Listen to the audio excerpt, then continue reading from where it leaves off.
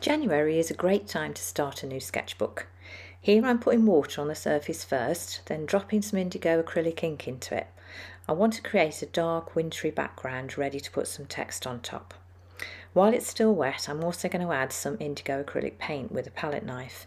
This is going to merge really nicely with the ink, giving me some great textured marks. I'm also going to add some cerulean blue watercolour, watering it down as I come away from the indigo, helping it to blend out into the page. As you can see, this is a concertina sketchbook, and I love these because they just let one idea flow into the next. I think it's going to work really well here, as I'd like to be adding to this one each month, starting now with January and then letting it flow naturally into February, March, etc. At least that's the plan. If you've got a topic like this, it should help you come back to your sketchbooks on a more regular basis. Okay, so the background is dry and we can think about adding the text to it. Now, if you've got beautiful handwriting, then by all means do this next bit freehand. But I'm going to show you how to use some white carbon, or you can get white trace down to do this, but it just makes this job a little bit easier. First, make sure you've got the right side of the carbon down on your surface and that you're actually going to get an image off the back of it. So many times my students have used this technique, and when they've taken the template off, there's been nothing underneath because they basically used the wrong side of the carbon. So be careful, because it can be a bit frustrating when you've spent ages transferring an image. Place your template, or in this case the printout of the word January, over the carbon and then hold it steady while you use a sharp pencil to trace over the letters. You can of course use a little bit of masking tape to hold it in place if you're worried about it moving. When you've finished, just do a final check underneath before taking everything away.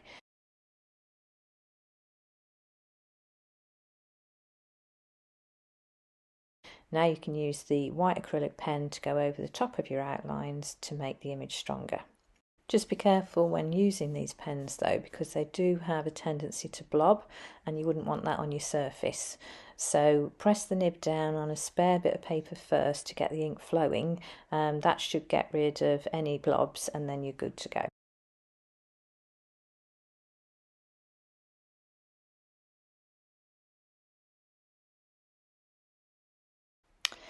Now I'm going to use a white drawing pencil, or it could be a white charcoal pencil, whichever you've got, to draw some snowflakes in and around the text. Feel free to draw as many as you like, different sizes, shapes, whatever takes your fancy.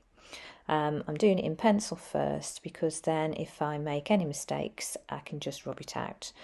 Just be a bit careful though, if the white pen work it might still be a little bit wet and then you can end up smudging, so just wait for that to dry before doing this.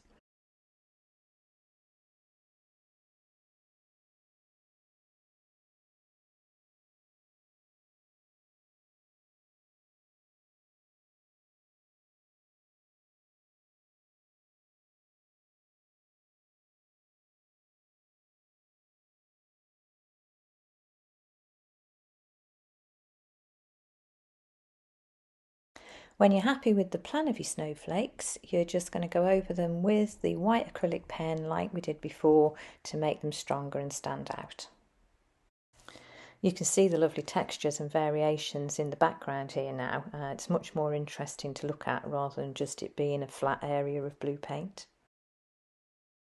Remember, if you make a mistake, you can always use the indigo paint to cover over it and start again. Just make sure it's dry first.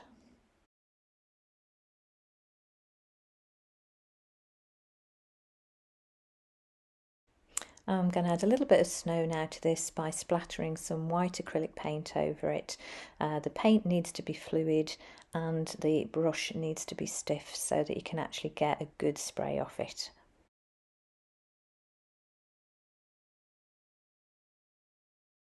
Finally, I'm going to add a little more white acrylic paint to the bottom here, just a bit more texture and to add a bit more contrast, and it'll also tidy up some of these rough edges.